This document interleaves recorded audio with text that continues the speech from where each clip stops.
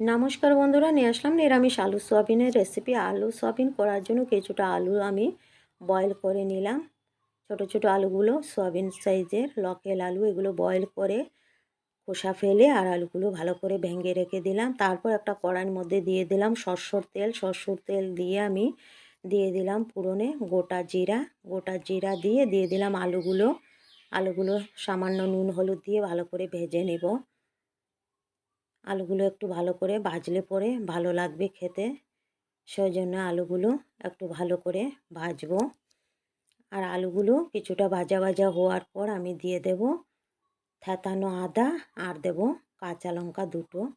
কাঁচা লঙ্কাগুলো খুব ঝাল, সেই জন্য আমি দুটোই দিলাম, বেশি দেব না, লঙ্কার গুঁড়া দেব, সেই জন্যে দুটোই দিলাম। আর একটু ভাজার পর দিয়ে দিলাম নুন হলুদ লঙ্কার গুঁড়ো জিরার গুঁড়ো দিয়ে আর একটু ভেজে নেব মশলাগুলো। তারপর দিয়ে দেব আমি ভিজিয়ে রাখা সয়াবিন। এগুলো খোলা সয়াবিন, প্যাকেট সয়াবিন থেকে খোলা সয়াবিনগুলো যেমন ভালো লাগে, তাই মাঝে মধ্যে আমি খোলা সয়াবিনগুলোই দোকান থেকে নিয়ে আসি। সয়াবিনের সাথে একটা গোটা টমেটো দিয়ে দিলাম কেটে, দিয়ে একটু ভালো করে ভেজে নেব সয়াবিনটাকেও। আর দিয়ে দিলাম বাটির মধ্যে মশলা লেগে আছিল, সেজন্যে সামান্য জল দিয়ে ধুয়ে দিয়ে দিলাম। জলটা দেওয়ানে ভালো হবে, মশলাগুলো আলুর সাথে সয়াবিনের সাথে ভালো করে মিশে যাবে, তাই দিয়ে আরও ভালো করে কষিয়ে নিলাম। আর এখন দিয়ে দেব সামান্য চিনি, বেশি দেব না, সামান্য দিব। আলু তো এমনিই মিষ্টি থাকে, সেজন্যে একটু না দিলেও ভালো লাগে না, তাই একটু দিয়ে দিলাম চিনি। দিয়ে ভালো করে কষিয়ে নিলাম। একটু লেগে আছে কড়াইয়ের মাঝে, ভাজা ভাজা হয়ে গিয়েছে ভালো করে। এখন দিয়ে দেব আমি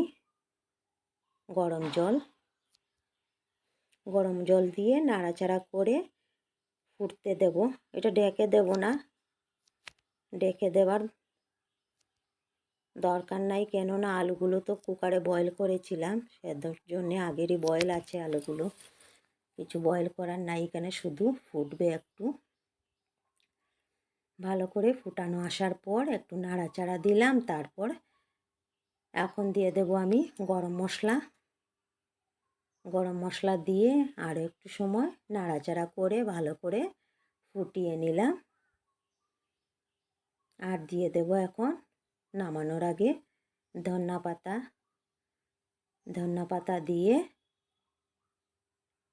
নামিয়ে নেব। কেমন হলো নিরামিষ আলু সয়াবিন রেসিপি বলবেন। বাই।